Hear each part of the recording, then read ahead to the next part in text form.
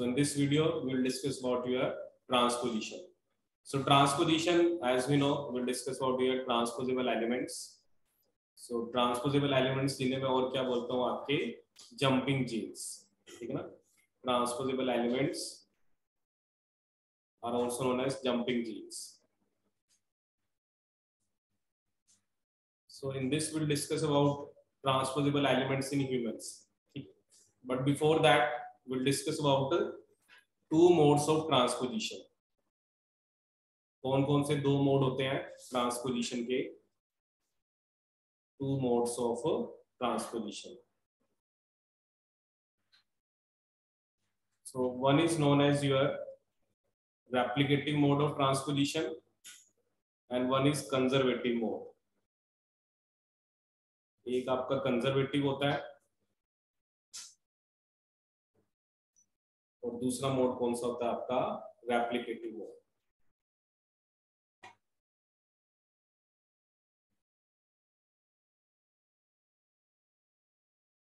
And one we have that is replicative mode.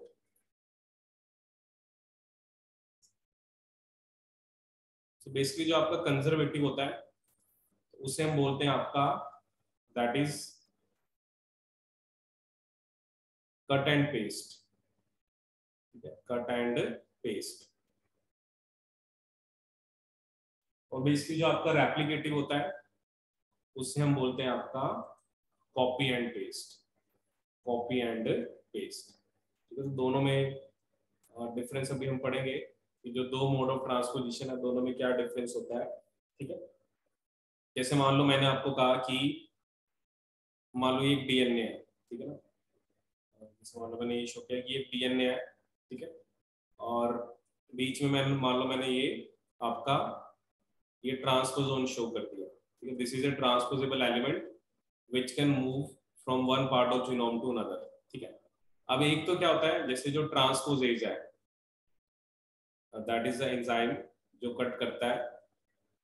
Basically मान लो मैंने इसको यहाँ से कट कराया, ट्रांसपोजेज ने यहाँ से कट किया, ठीक है. So basically it is this is your ट्रांसपोजोन, मतलब वहां से तो ये लॉस्ट हो गया. और मान लो ये मेरा एक टारगेट डीएनए है और ये उसके वहां पर बीच में जाके लग गया, इंटीग्रेट हो गया किसी दूसरी साइड पे, ठीक है. सो आफ्टर इंटीग्रेशन हम इसको ऐसा दिखा सकते हैं कि मान लो ये यहाँ कहीं जाके लग गया आपका, ठीक है. तो इस वाले मोड को मैं क्या बोलता हूँ कंजर्वेटिव, क्योंकि इसमें क्या हुआ यहाँ से कट हुआ और दूसरी जगह जाके पेस्ट हो गया, ठीक है. तो इसमें इसे मैं बोलता हूँ ट्रांसपोजोन. इसके लिए जो टर्म मैं यूज करता हूँ ट्रांसपोजोन, ठीक है. क्योंकि अभी हम जो दूसरा पढ़ेंगे जो रेप्लिकेटिव मोड होता है तो उसको इससे डिफरेंशिएट करने के लिए वहां पर मैं टर्म यूज करूंगा रेट्रोपोजोन. वहां पर मैं क्या टर्म यूज करूंगा आपका रेट्रोपोजोन, ठीक है. तो बेसिकली उसमें क्या होता है अगर मैं रेट्रोपोजोन कह रहा हूं तो जैसे ये आपका है, ठीक है. सेम मान लो मैं एक ट्रांसपोजोन शो कर रहा हूं, मतलब ओनली इसकी भी ट्रांसपोजिशन ही है but how it is different from cut and paste, ठीक है. So I will call this element as retropozone, ठीक है. होता ये भी डीएनए ही है, ठीक है. but what happens in this mode कि पहले डीएनए से बनता है आरएनए, ठीक है. जो आपका मान लो ये रेट्रोपोजोन था, डीएनए था पहले, इससे मान लो आरएनए बन गया, ठीक है. This is your RNA. अब उस आरएनए से फिर क्या बन गया आपका डबल स्ट्रैंडेड डीएनए, ठीक है ना. और जो कि कौन बनाता है आपका रिवर्स ट्रांसक्रिप्टेज. कौन बनाता है आपका reverse transcriptase. Now this double stranded DNA, ये जो भी जैसे मान लो आपका ये डीएनए था जिसमें आपने इंटीग्रेट कराना है, तो बेसिकली ये अब जाके आपका टारगेट डीएनए के बीच में जाके इंटीग्रेट हो जाएगा, ठीक है. इस आइकन शो में ये वाला जो डीएनए अब ये यहाँ पे जाके लग गया, तो ठीक है. अब इसे रेप्लिकेटिव मोड क्यों बोल रहे हैं, क्योंकि देखो इसमें जहां पर ओरिजिनली था वहां पे भी रहेगा, ठीक है ना. और नई लोकेशन पे भी जाके लग गया, तो that will lead to increase in copy number, ठीक है ना. पहले वाला जो हमने पढ़ा था that was cut and paste, ठीक है. बट इसमें क्या हुआ है इसे मैं क्या बोलता हूँ, कॉपी एंड पेस्ट, ठीक है। अब एग्जाम में वो आपको क्या कंफ्यूज करते हैं, ये जो रेट्रोपोसोम है, ठीक है ना, इसको वो लिख देता है इट इज आरएनए। ऐसा नहीं है, रेट्रोपोसोम डीएनए सीक्वेंसेस ही होते हैं, बट उस डीएनए से पहले आरएनए बनता है, then that RNA by the action of reverse transcriptase उससे डबल स्ट्रैंडेड डीएनए बनता है, और वो आपकी टारगेट साइट में जाके क्या हो जाता है, बेसिकली इंटीग्रेट, ठीक है। तो इसे मैं क्या बोलता हूँ, कॉपी एंड पेस्ट। तो पहले हमने डिस्कस किया कट एंड पेस्ट, अब मैंने क्या डिस्कस किया, कॉपी एंड पेस्ट, ठीक है। सो अब हम डिस्कस करेंगे ह्यूमंस के जो अलग अलग ट्रांसपोजेबल एलिमेंट्स होते हैं, ठीक है। बट ये आप बेसिक याद रखना कि there are two modes of transposition, conservative और दूसरा कौन सा होता है आपका, replicative. So transposable element in humans, ठीक है। So basically the human genome like that of other eukaryotes is riddled with DNA derived from transposomes, ठीक है। तो हमारे अंदर भी बहुत सारा ऐसा डीएनए है जो ट्रांसपोसोम से डिराइव हुआ है। Recent genomic sequence data reveal that approximately half of the human genome is comprised of transposable element DNA। अगर हम जो रिसेंट हमारे पास डाटा है कि जितना भी हमारा जीनोम का साइज है उसमें से अप्रोक्सीमेटली 50% मतलब दैट इज ट्रांसपोजेबल एलिमेंट, मतलब वो मतलब किसी बैक्टीरिया से आया है, किसी और स्पीशीज से आया है, ठीक है। सो द मेजर फैमिलीज, अगर हम ट्रांसपोजोन्स की बात करें तो एक तो lines, long interspersed elements and short interspersed elements, ठीक है। अगर हम इन दोनों की बात करें तो ये हमारे जीनोम का 30% बनाते हैं, मतलब जितने भी ट्रांसपोजोन्स हैं हमारे अंदर, तो जैसे हमने पहले डिस्कस करा कि ट्रांसपोजोन्स 50% के अराउंड है, और उसमें से 30% जो है वो ये दोनों बनाते हैं, ठीक है। So this is a table जो यहाँ पर आप देख सकते हो। जैसे लाइन का साइज बड़ा होता है 1 to 6 KB, नंबर उसका कम है कॉपीज, एंड दैट मेक्स 21%।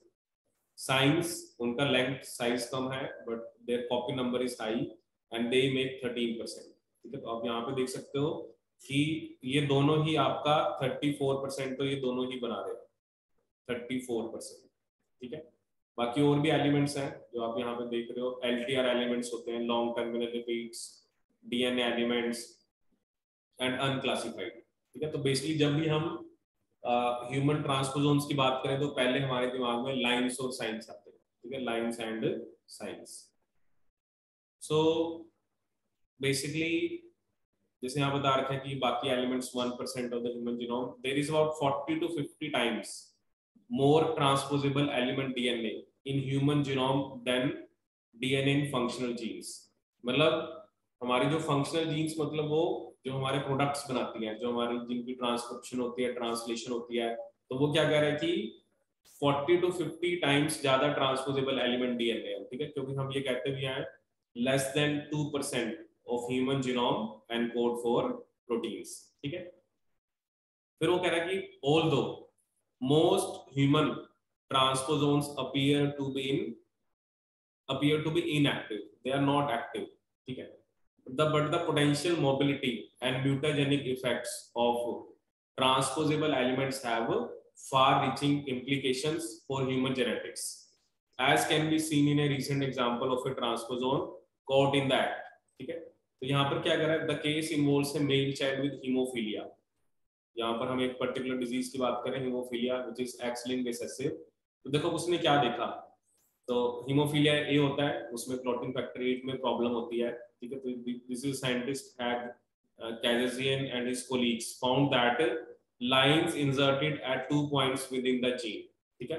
उन्होंने क्या देखा कि जो क्लॉटिंग फैक्टर को बनाने वाली जीन थी, जो क्लॉटिंग फैक्टर 8 बना रही थी, उसमें लाइंस इंसर्ट हो रखे हैं, ठीक है। Researchers were interested in determining if one of the mother X chromosome also contained the specific line, ठीक है ना। जैसे हम कह रहे हैं कि बेसिकली अगर जिसको हीमोफीलिया है, जैसे मेल चाइल्ड को है, क्योंकि एक बात हमें क्लियर होनी चाहिए, क्योंकि मेल के अंदर जो X क्रोमोसोम है वो मदर से ही आता है, Y क्रोमोसोम किससे आता है, फादर से। तो अगर मैं कह रहा हूँ जो सन है, अगर सन के X क्रोमोसोम में लाइन है तो ऑटोमेटिकली हम ये मान के चलेंगे कि वो मदर से आया है, क्योंकि मदर है ना, मदर कि एक्स मदर के अंदर जो एक्स क्रोमोसोम है वही सन में आया है। तो जब उन्होंने इसको स्टडी किया, उन्होंने क्या देखा? So if so the unaffected mother that would also be heterozygous and pass the line containing chromosome to her son, but the surprising finding was that line sequence was not present on either of her X chromosomes.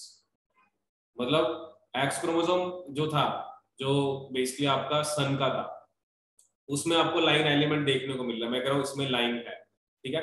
अब मुझे ये पता है कि अब चलो mother में 2 x हैं, अब या तो ये वाला आएगा ये वाला आएगा, मैंने दोनों को स्टडी करा, मैंने देखा लाइन है ही नहीं। ये जो ट्रांसपोजेबल एलिमेंट था ये दोनों ही एक्स क्रोमोसोम पे नहीं है, ठीक है। This suggest that this mobile element, जो ये मोबाइल एलिमेंट फिर आया कहां से, that is transpose from one chromosome to another in the gamete forming cells. मतलब जब गैमेट्स फॉर्मेशन हो रही थी उस टाइम पे कोई भी और क्रोमोसोम, क्योंकि हमारे अंदर 23 पेयर्स होते हैं, तो वो क्या, तो उन्होंने क्या एक तरह से सजेस्ट किया कि किसी और क्रोमोसोम से वो मोबाइल एलिमेंट आके एक्स पे लगा, but just during gamete formation, ठीक है ना। ये नहीं है कि पहले से वो लगा हुआ है, and that was transmitted to the sun, ठीक है। एंड ऐसे एक और एग्जांपल है, line insertion into the human dystrophin gene, ठीक है ना। अब दूसरी जीन का इसने एग्जांपल लिया है, ह्यूमन डिस्ट्रॉफिन जीन। और अगर उसमें अभी ये 2 केस होते हैं वैसे, ड्यूशेन मस्कुलर डिस्ट्रॉफी के, resulted in at least 2 separate cases.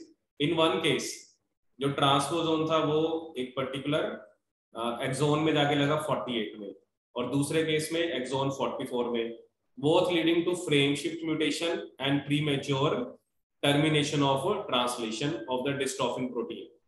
There are also reports that lines have inserted into APC and CMYC gene. मतलब ये जब साइंटिस्ट ने इन चीजों को स्टडी करा तो जैसे वो आपसे एग्जांपल पूछ सकता है, लाइन एलिमेंट हमें ह्यूमन क्लॉटिंग फैक्टर 8 जो जीन बनाते हैं उसमें देखने को मिला, डिस्ट्रोफिन में देखने को मिला। उसके अलावा आप देख सकते हो कि हमें एपीसी, ये भी एक तरह से CMYC जीन्स, ठीक है, and that will lead to mutation that may have contributed to the development of some colon and breast cancers. In the later cases, transposition had occurred within one or few somatic cells. As of 2009, researchers have determined the cases of at least 11 human disease which are due to insertion of line elements, ठीक है ना। देखो वैसे तो ये कुछ बना नहीं रहे हैं, बट क्या होता है ना, जब ये एलिमेंट किसी हमारा जो जीन है, जो हमारा फंक्शनल जीन है, उसमें जाके लग जाते हैं तो फिर उसका जो फंक्शन है वो डिस्टर्ब कर देते हैं। तो देयर आर अराउंड 11 जीन्स, मतलब 11 ऐसी डिजीज हैं जिसमें हमने देखा है कि जो that is due to the insertion of LINE elements, ठीक है। साइन इंजर्शंस भी डिजीज के लिए रिस्पॉन्सिबल है, मोर देन 30। जैसे एक एलिमेंट है ALU, जैसे ये एग्जाम में क्वेश्चन आ जाता है, ये एलिमेंट साइन का एग्जाम्पल है, ALU एलिमेंट। ये BRCA2 जीन, उसमें इंटीग्रेट होने से क्या हो गया कि जो ट्यूमर सप्रेसर जीन था वो आपका इनएक्टिव हो गया, and that will lead to breast cancer.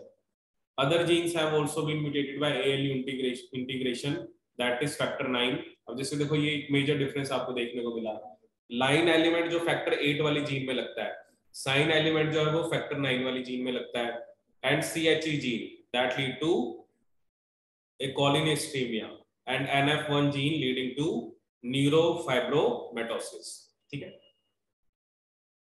अब इसने नेक्स्ट हमें क्या बताया कि ट्रांसपोजोन्स, म्यूटेशन एंड इवोल्यूशन, ठीक है। तो ट्रांसपोजोन्स के बड़े सारे इफेक्ट हो सकते हैं हमारे जीन्स के ऊपर।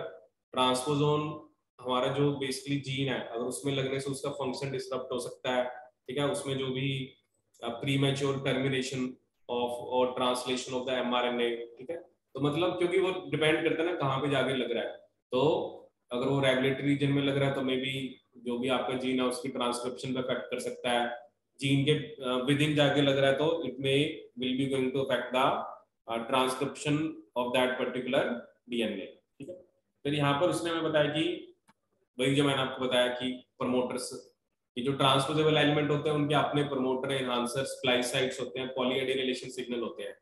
The presence of the transposon regulatory sequence can affect on nearby genes.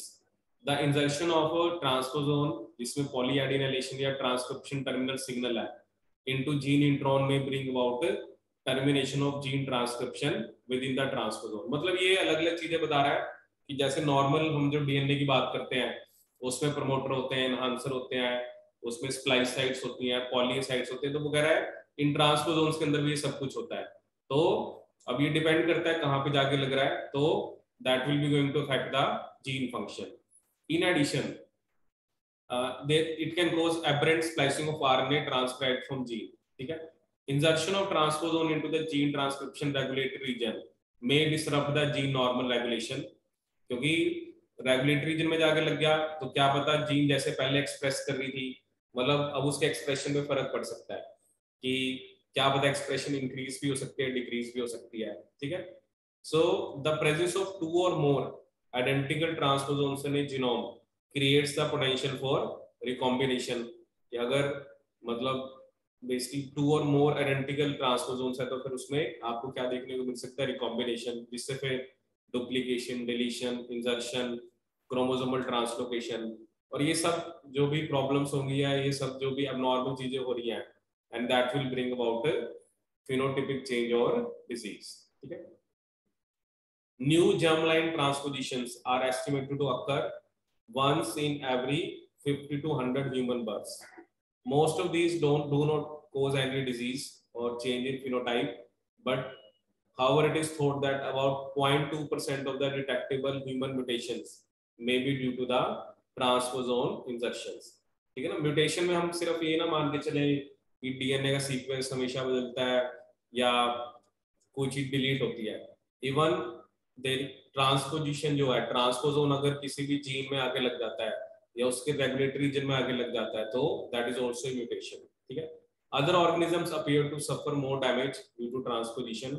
About 10% of new mouse mutations and 50% of the Drosophila mutations are caused by insertion of transposons in or near genes, ठीक है। Because of their ability to alter genes and chromosome, transposons may contribute to the variability that underlies evolution। जो भी jeans या chromosome में change करा तो उससे evolution हो रही है। जैसे अब यहाँ पर बता रहा है the TN elements of bacteria they carry antibiotic resistance gene between organisms, conferring a survival advantage to the bacteria under certain conditions। क्योंकि ये जो एलिमेंट था अब क्या हो ना, बैक्टीरिया हम कहते हैं इवॉल्व करा है, क्योंकि earlier the bacteria was killed by that antibiotic, but due to transposition now a new strain of bacteria has been developed which is resistant to antibiotic, ठीक है। एक और एग्जांपल बताया कि जैसे ड्रोसोफिला टीलोमेयर्स के अंदर line like elements are present and these act as telomeres maintaining the length of drosophila chromosomes over successive cell division, ठीक है। इसके अलावा जैसे ये दो ट्रांसपोजोन्स हैं रैग 1 एंड रैग 2, ये जीन्स होते हैं ह्यूमंस में, ये रिकॉम्बिनेज एंजाइम बनाते हैं, ठीक है। ये हम जब इम्यून सिस्टम की डेवलपमेंट की बात करते हैं ना, उसमें लाइट चेन और हैवी चेन्स जो अलग अलग टाइप्स बनते हैं तो उसमें रैग 1 रैग 2 का रोल आता है, ठीक है। और ये भी जीन्स जो they have evolved from transposons, ठीक है। ट्रांसपोजोन्स में also affect the evolution of genomes by altering gene expression pattern in ways that are subsequently retained by the host, ठीक है। जैसे ये बता रहा है जो ह्यूमन एमाइलेज जीन है उसमें एक एनहांसर होता है और वो एनहांसर सिर्फ जीन की एक्सप्रेशन पैरोटिड ग्लैंड में कराता है। पैरोटिड ग्लैंड जो होती है ये हमारी एक सिलेबरी ग्लैंड है। जैसे आप पढ़ते हुए ना कि अल्फा माइलेज कहाँ पर बनता है, तो हम कहते हैं जो अल्फा माइलेज है जनरली वो हमारे माउथ में सिलेबरी ग्लैंड्स बनाती है, ठीक है ना।